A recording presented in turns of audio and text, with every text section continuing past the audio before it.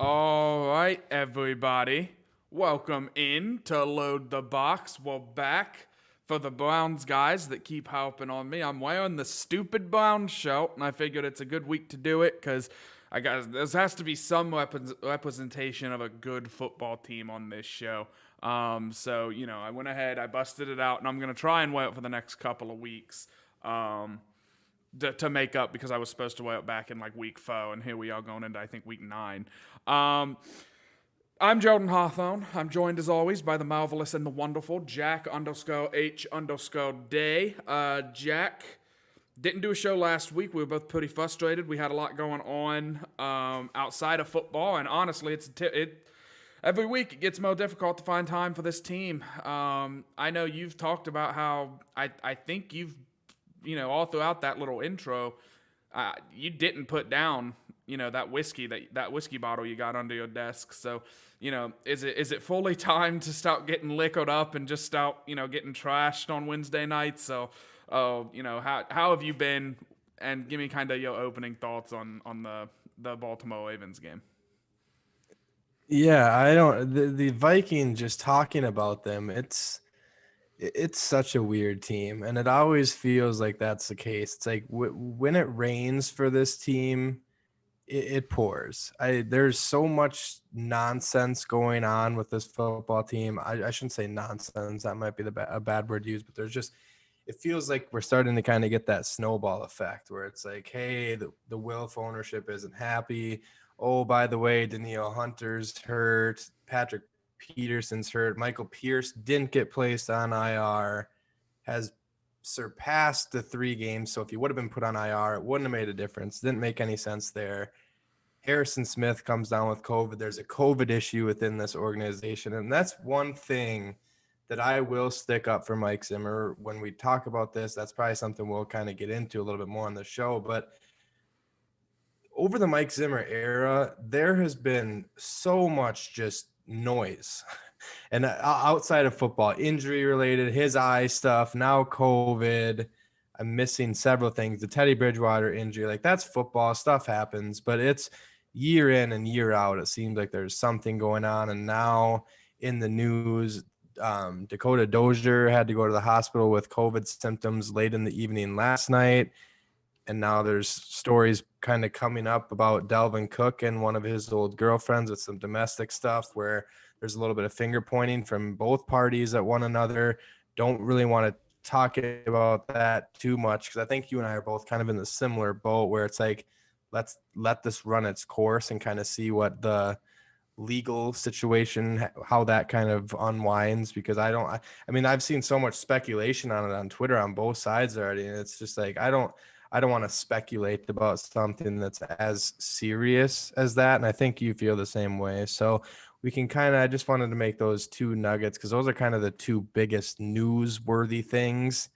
And now that I said that, we can start talking about consuming alcohol on the show, if that's going to be the answer for our sadness moving forward. But yeah, I'm right there with you. It was a entertaining game to say the least. I should say it was an entertaining game to say the least on special teams and defense, because those 2 areas of this team made plays, whereas the offense, same thing. It's like we use the word script, and I think that's the only word you can use to describe this offense. The script, it works very well for that first series. They go down, they score to Justin Jefferson. Dalvin Cook has a nice run.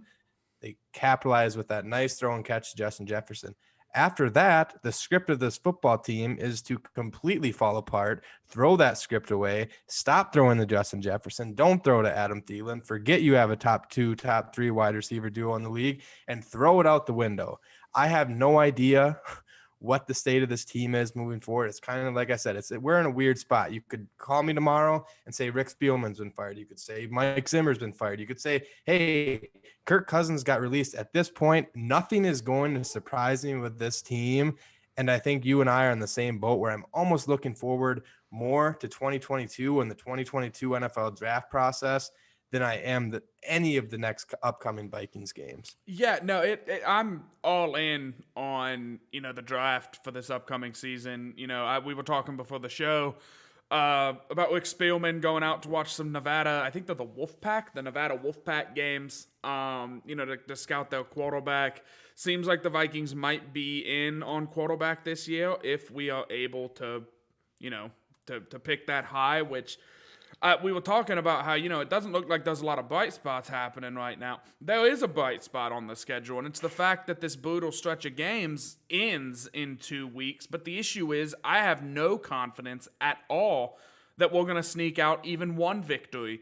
Everyone had this stretch of games circled on the schedule. This is, these are games you have to go 2-2 in it. You have to survive it, get out of it, and then, face the rest of your season where, the schedule kind of lightens up. And the Vikings are going to go 0-4, and I truly believe that. And granted, I might say, okay, we went 0-4, that's fine, if you just didn't tell me what the storylines in the games were. Cooper Rush We didn't do a show last week because Cooper Rush had me and Jack drunk in an alleyway somewhere. Cooper Rush lights up Mike Zimmer's defense. Okay, he somehow still has a job. So, okay, Mike Zimmer's defense against Lamar Jackson.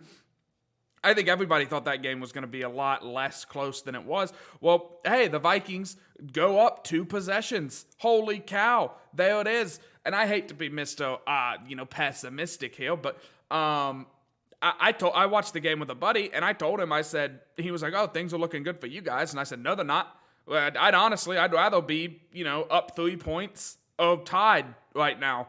Because the offense goes full conservative. It's check down city. It's run the ball up the middle, halfback dive city. And, we get super conservative. We allow Baltimore to get back into the game. We waste 2 turnovers and Akine Nwangu, who are we incorrect? Is it Nwangu or is it Wongwu? Because that's what everyone in the media has called him. I've been saying Nwangu. That's how I've said it since he was drafted. I could be wrong. I think it is Nwangu. Well, that's what I'm saying. I mean, you got to think, you're working at CBS. You see the 3rd string running back, and you're probably like, okay, that's a difficult name. Hopefully we don't have to say it. And then he breaks a kick return touchdown, and you're like, Wong Woo. And, maybe I'm incorrect. That's very, very possible and probable. But, you waste a special teams touchdown, and you win the turnover battle by 2. What are you doing? How does Mike Zimmer have a job? That's terrible. I'm sorry. That's god awful football. You have to try to lose the game for back-to-back weeks now. You've won the turnover battle. You've looked solid, but you keep letting teams hang around. And eventually it comes back to bite you. You let Cooper Rush hang around even though he looks really bad, and then he has one good drive against you, and you lose the game because of it. You don't put the pedal to the metal against Baltimore, who has shown they can come back from any deficit. Their offense is so explosive. You say 14 points is enough. This defense it's finally going to do it. And it seems like every week that's the story of the game. We get some type of a lead. Mike Zimmer says defense is going to hold this week. And they don't. They never do. It's terrible. I don't understand it. I'm fully in the fire Mike Zimmer camp now. There is no ifs, ands, I don't care. We could win out this season. And if we didn't win the Super Bowl, I'd still say fire the guy. I'm so over him. It's I don't know. It's insanity. It is the same thing week after week. And Andre Patterson had a really good quote last week saying, well, right now we're playing not to lose games and we need to stop playing to win games. You don't play to win games by saying a 14-point lead is good enough against an MVP candidate and his super high-powered explosive offense that has shown 5 times already this season they can come back from double-digit deficits and win games. You just don't do it. You just don't. And it's incompetency. It's terrible. And I think I got the rant off my chest. I think I'm happy now. So, yeah, I mean, we got to do game balls. We didn't hand them out. Obviously, there was no show last week, but Jack, I'm going to kick it over to you, to give me your thoughts on the Baltimore game. And then we'll, kind of talk about who gets game balls in this one. And then we'll talk about the Chargers. Yeah, I'll try to do a kind of a speed round rant, if you will. There were some positives in this game, but starting with another negative, the time of possession. I think it was something along the lines of the Baltimore Ravens had the ball for 47 minutes or so, and I think the Vikings were 23, 24 minutes, whatever that was. That is insane. I can't believe that, looking at that, seeing the amount of plays that Baltimore ran compared to the amount of plays that the Vikings ran. It's insane looking at that. And just looking at those numbers and seeing that the Vikings stayed in this game because of the kick return, because of the turnovers, and knowing that the offense couldn't capitalize on that Anthony Barr interception, that almost felt like the game should have ended there, because the Vikings got the ball back when Baltimore had all the momentum. And the offense just completely just self-destructed on that next series. It was atrocious watching that. And I'll go back into some positives and then finish with a negative, because the big negative is something I talked about in my show on Tuesday or on Monday of this week. We did it on Monday instead. Couple positives. Kini Nwangu, the kick return, that was electric. That speed, the Vikings, we haven't seen that speed on kick return in quite some time. We haven't seen that electrifying of a kick return probably since the Cordero Patterson era. Correct me if I'm wrong, but I'm pretty sure that was probably the last time we've seen a kick return where it was like there was a guy running almost stride for stride with him and he just blew right past him. He turned the afterburners on and he was gone. Another rookie, Cameron Bynum, could possibly be looked at as a potential replacement for a Harrison Smith down the road, for an Xavier Woods who just signed for a 1-year deal. This has kind of been his little showing now, if you will. He gets another because Harrison Smith tested positive. I think it was Sunday morning. Yeah. He also has been confirmed out this coming Sunday against the Chargers. Cameron Bynum likely to step into that role. I think he was second on the team with 12 total tackles, had an interception that was a really impressive interception where he kind of read a route. He was quoted saying that they've been watching that all week where Mark Andrews runs that little seam route and he jumped it beautifully, dove, showed off his hands. That was fun to see. It's fun seeing some of these younger guys get a chance and make the most of it, because in 2020, when that was needed, where they forced these young guys in uncomfortable situations, it was ugly. Last positive, Kenny Willix is slowly starting to become more of a game disruptor without Danielle Hunter. Someone needs to step up in that role. He finished with a half sack. Should have been a sack and a half if it wasn't for there was a defensive holding penalty on a play where, I don't know if you saw it on Twitter today, but he just ran right through their tackle. It was impressive. That's exciting. Seeing some of these young guys. He was a 7th-round pick last year that you and I, the only thing we talked about when we drafted him was talking about, hey, look at this defensive end out of Michigan State that's weirdly athletic and can do the splits for someone that's his size. I remember seeing that video and talking about that, but now he got released. They brought him on the practice squad. Danielle Hunter goes down. They trade away Stephen Weatherly. He gets a chance, and he's making the most of that. Switching over, those are kind of my positives from the game.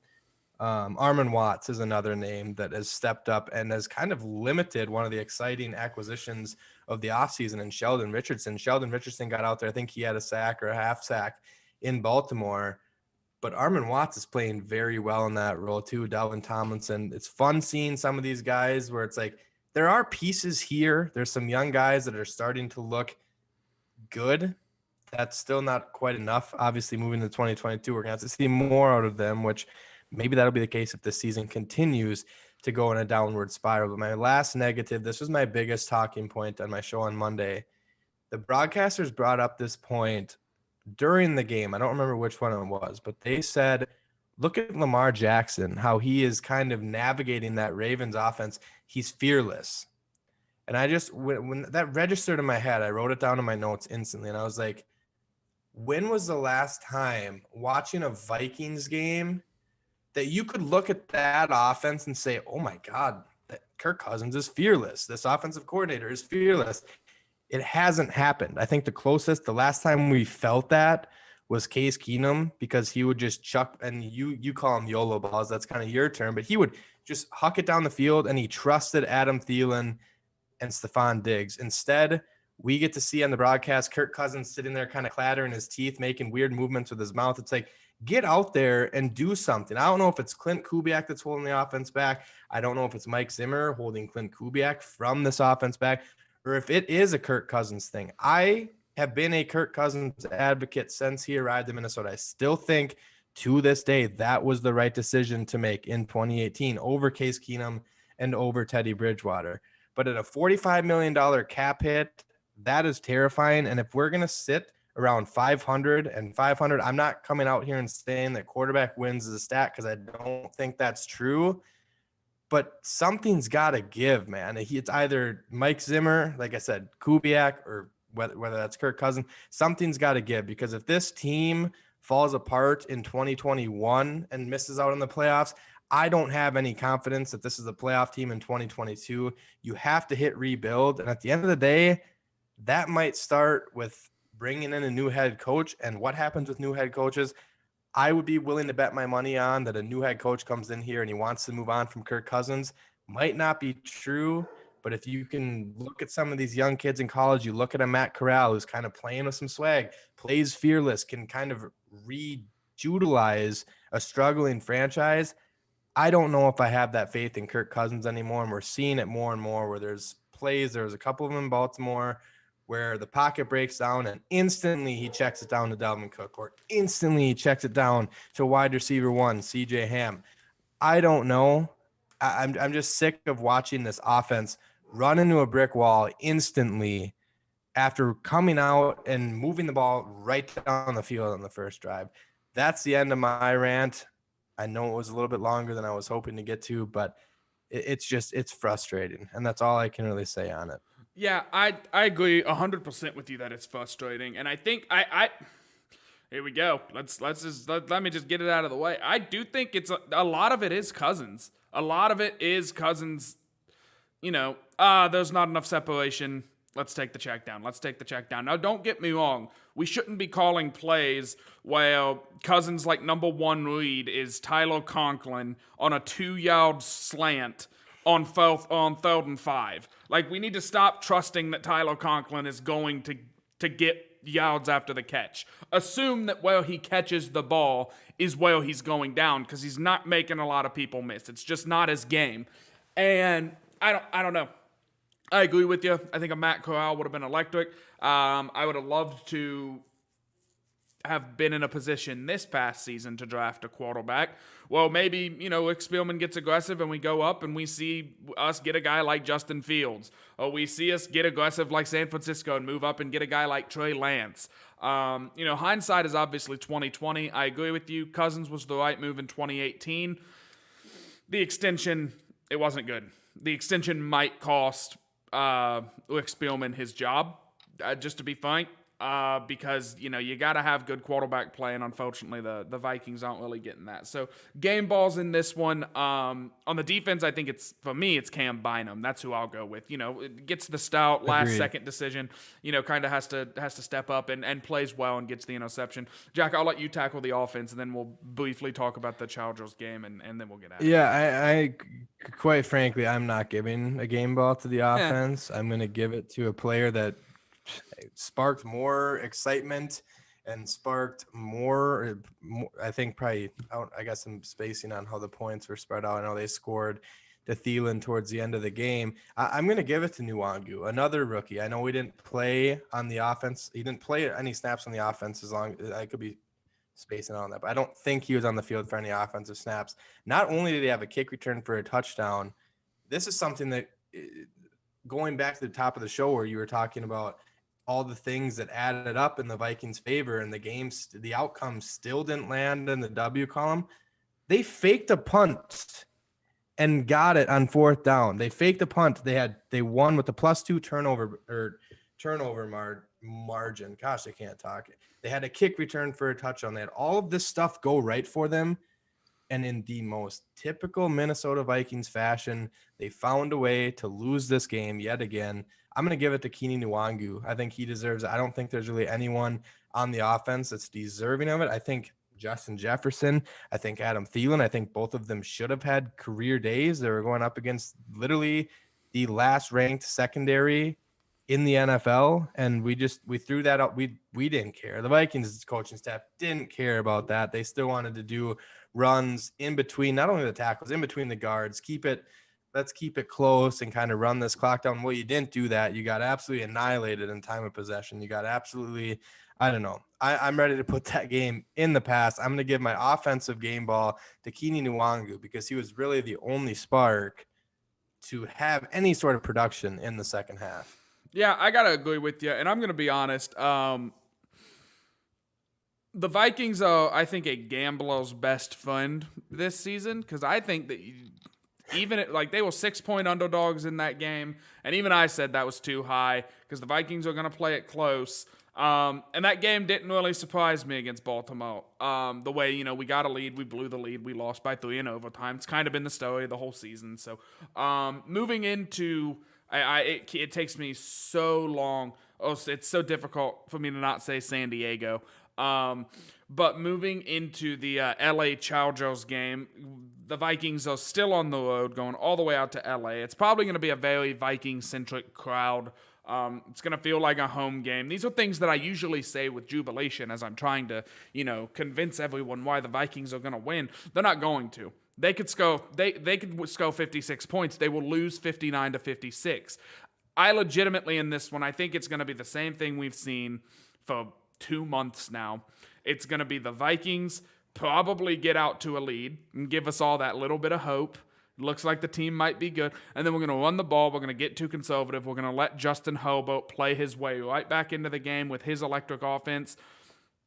And then we're going to end up losing late in the game. This week it'll probably be like I'm pull a way to lose a game out of the hat for the Vikings this season. Let's go missed field goal again. Feels like that hasn't happened in a while. So that's my prediction is the Vikings end up losing a close game to the Chargers. But on a serious note, let me hop in the chat really quick. Of course, I'm getting all of the Load the Box Brown guys, getting hyped that I'm wearing those stupid shirt.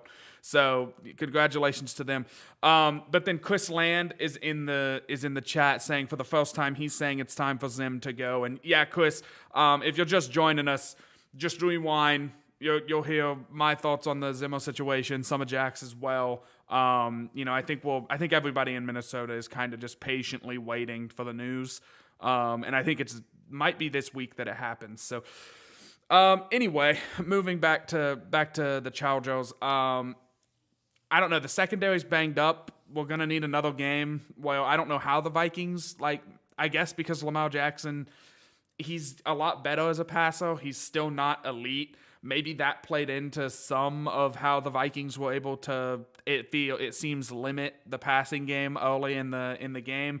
The Vikings, they need a miracle defensively, I think, to slow down Justin Herbert in the passing offense. Their corners are banged up. Their best safety is going to be out. The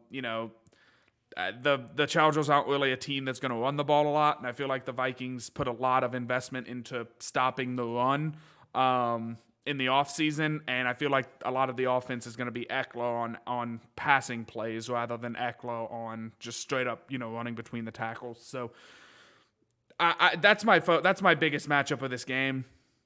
And Chris Land says the DBs are trash, so it fitting that you say that. The Vikings need a miracle if they want to win this game from their defensive backs. Personally, I don't think it's going to happen. Jack, what are you thinking is like a key to victory, if you will? Yeah, it's nice that you say that. I actually just completed a trade in my biggest fantasy league for Austin Eckler, so I'm kind of excited to start him against this Vikings defense, which isn't always a great thing to say, but yeah, I am excited to see the matchup with that. Just like you said it best, high-powered offense. I think there's going to be one of the storylines in this game. It's going to be Christian Darrisaw against Rashawn Slater, obviously not against him, but just who's playing better at that left tackle position.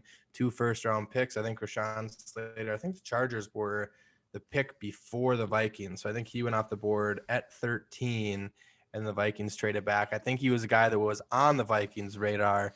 Chargers stole him. And this had the recipe to be such an entertaining game. The Chargers already likely have a good chance at making it to the playoffs. If the Vikings were even, and I say remotely close, and they are remotely close, cool, take the 7th seed and get absolutely annihilated by whoever the 2 seed is.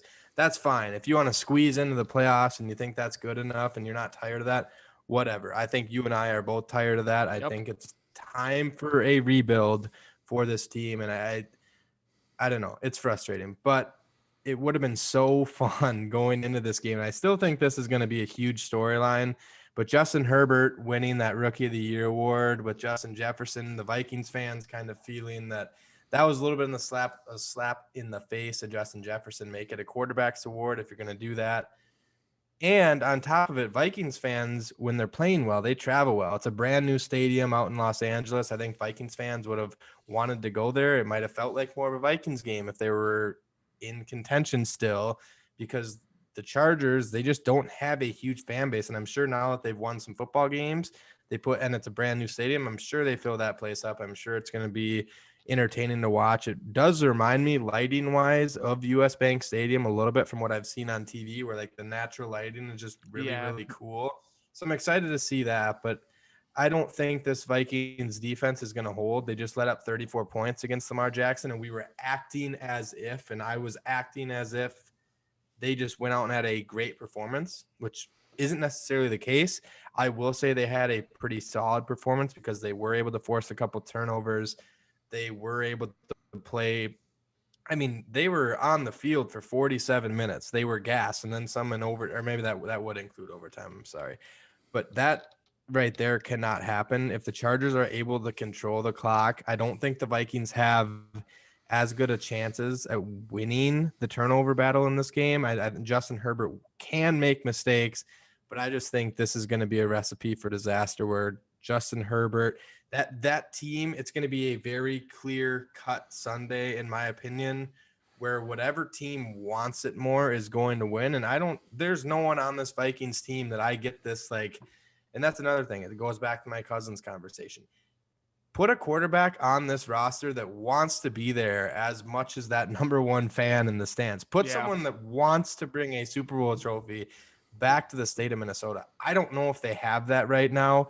I'm not saying Kirk Cousins wouldn't want to win a quarterback, but is he willing to get this team there? Is he willing to put in the work and like play with that chip on your shoulder? We've seen it. We've seen Kirk Cousins do that in games where he's like shaking the hell out of Mike Zimmer, where he's like, literally, people don't know if you're about to fight the head coach or not, but you're pissed off. Play like that. Quit. I'm tired of seeing this. And I brought this up earlier too, but when he had his helmet on, he was standing there with his hands on his hips, like with his teeth, kind of just like, I don't even know what he was doing, but it's like, no, he does it every week. Me, I literally have a little bit queued up about it, like for later. Go ahead. I don't know. I'm just getting to that point where it's getting a little bit tough and it's frustrating. And I think it's nice that you and I are both kind of in the same boat. We talked about this on my other show as well. It's like, at some point, this franchise is going to be in need of a rebuild. And I don't know, people that say, well, do you really want to rebuild and let Kirk Cousins go? And I agree with those people. He has been the best quarterback outside of Brett Favre, probably in our lifetime that we can really remember. I know Dante Culpepper had some special years. There's a magical Brett Favre year. Kirk Cousins is a better quarterback than Case Keenum, but Case Keenum, I knew for a fact that guy was going to the field and he was going to give it everything he had. He didn't care if he was going to get his head taken off. He didn't care if he threw 4 interceptions. He wanted to go out and win that game. That's where I just feel like there's this disconnect. And I don't know if that's from the coaching staff down to the players. If the locker room is lost, if the locker room is lost, that's an even bigger issue. And if that's the case, I'm not saying it is, but if that's the case, I'd be surprised that Mike Zimmer is still around. But at the end of the day, I don't have good feelings going into this game. I think going into the year, I did, because you and I had a little bit different expectations for this team. We kind of talked about how Chargers fans are on Twitter saying, oh, they got a free W added to their account or added to their schedule, because this was that 17th game that was added. And now I will agree with all those Chargers fans. You did get handed a free W getting dealt the Minnesota Vikings. I don't have any confidence that they're going to go down there and win this one. Now that we're both going to pick them to lose, though, they're going to put out a game where they put up 42 points and they hold the Chargers to 21 points, and it's not going to make any sense, because that's the way of the world. Nothing about this team, nothing about sports in the state of Minnesota will ever make sense to me. So at this point, who the hell knows? But I do not have good feelings going into this game. And I think Justin Herbert is going to have a monster day. Yeah, that's kind of to get into kind of game balls and skull predictions and what have you. I'm at the point now where I'm sticking to it. I'm going to say the Vikings are losing 27-26. And the over-under for the amount of times you see Kirk Cousins like slamming his hands down like this or standing there going like that or whatever. I'm going to say he does it at least three and a half times, kind of throw that hook in there so that way, it's, you got to pick a side. There's not going to be a push. So 3.5 times, I'm going to keep a tally for the rest of the season of how many times Cousins makes Cousins face. I can't see the Vikings winning this game. I know we just won a game like a couple of weeks ago, but what's it like to win a game at this point? Like, legitimately, it's like they're finding ways to win. Like I said, put all the ways to lose a game in a hat. Take out get blown out by 50 because it doesn't seem like the team's going to let that happen. But, mix them all up and draw one out. And it seems like that's kind of what the Vikings have been doing this season. So I'm picking us to lose by a point or two. Missed field goal at the end of the game kind of seems like fits the narrative where, then Zimmer can go out and he can throw the kicker under the bus and sign a new kicker, and that'll extend him. And he's going to survive. I almost just got really mean. I was going to make a cockroach joke, and I was like, I'm not going to call Mike Zimmer a cockroach. I like the guy. I just think he's a bad head coach at this point. So he will survive like Bear Grylls. I'll give him a compliment. Until the end of the season, I think, but he's gone. I think he's cooked. I think the Wilfs know. I think they're going to let him coach just to see what happens. I don't know, but it's a shame because I'd like to see what Andre Patterson means when he says, let's stop coaching to not lose and let's start coaching to win. Let's start playing to win instead of, just managing things. So I don't know. I don't know what to expect. I'm going to take the offense this week because I picked Cam Bynum for the defense. And I'm going to say it's Nwangu, a second straight week. Because I'm not going to say Cousins. I'm not going to give him any credit. I'm not going to say Dalvin Cook because I'm assuming he's going to play. But, he's got that whole sketchy situation going on. So I'm going to go with Keeney. I think he'll have another, maybe not a touchdown, but another good couple of kick returns or something. And I think he'll kind of, have a little showing out pouty, which I'm just saying if Cook does end up, this is all speculation. If he does miss some time, I would be excited to see Keeney Nwangu and what he can do as a traditional running back versus just a special teams guy. Maybe we'll kind of get redemption for never using Cordell Patterson that way and having to watch Atlanta have a lot of success using him that way all these years later. So, Jack, who do you got in this game and why? And then who are you giving the game ball to? Yeah, I think the Chargers come out on top, and I think it's by more than that margin. I am in the feeling that the Vikings are going to lose this game by 10 plus. And now that I say that, they are going to find a way to win somehow. But this team feels defeated to me. This season feels lost. And I know that's not the Vikings way. The Vikings way is to creep back as close to 500 as possible, almost make the playoffs, or squeak in as a 7 seed. The 7 seed is not even close to out of the picture for this team. But I'm to the point where it feels like a rebuild is needed. Some sort of change needs to happen right now. And if the Vikings go out and they get blown out in this game, maybe we see some sort of change after that game. I don't know if the Wilfs necessarily are going to do an in-season firing. I think you and I have kind of talked about that. Maybe Zimmer goes to the end of the season. They notify him then. But after that Cowboys game, I think he jumped up to – I think he was second, right behind Urban Meyer with odds to get. Yeah, now Urban Meyer somehow beats the Bills. We don't even need to bring that game up. But Zimmer jumped up to the second spot with the second highest odds to be the first coach fired. That's not good having your name in that conversation. Normally Vegas knows what is going on. Somehow they have a little birdie listening everywhere, it seems like. But I'm gonna take the Chargers winning 31-20. I think this game, I don't think it's going to be very close. I just feel like Justin Herbert is going to be able to carve up this defense. It just feels like, Eric Kendricks, you match him up with Austin Eckler. Austin Eckler is one of my favorite players to watch in the NFL. I'm excited to get to watch him. You have the storyline about Justin Jefferson, Keenan Allen, Justin Herbert, all of those guys. There's been some sort of trash talking going on between Chargers fans and Vikings fans. Would still be a fun one to come out in the win column. Wouldn't shock me if the Vikings found a way to do that. But right now I have them losing. I don't feel like this is a game where they're going to have a linebacker or someone in their secondary win a game ball. So I think it's going to be someone on that defensive line. I'm going to give it, we're going with different this, and we can do that because the Vikings season is completely lost. I could sit up here and say, Bud Grant's going to walk out and coach this team and he's going to get the game ball, and I wouldn't bat an eye, but I'm going to give it to Kenny Willeks just because we saw him. He should have had a sack and a half, on Sunday. The Vikings need players to step up along that defensive line. If Danielle Hunter, if they don't get that contract stuff figured out in a year or two and he leaves, Everson Griffin's getting too old, there's not a lot there. They drafted a couple pass rushers this year. It would be fun to start to see Patrick Jones, But if Kenny Willeks comes out of nowhere and just keeps dominating guys and just running straight through full grown men, that's going to be entertaining. It gives us something to at least watch on Sunday when it's like getting to the point where I know you and I are both, we're always going to watch these games, but it's getting to a point where it's almost more painful for me to walk downstairs, turn my TV on and watch these guys play because it's so frustrating. They seem lost out there. I'll give my game ball to Kenny Willeks, and I have the Vikings losing by 11.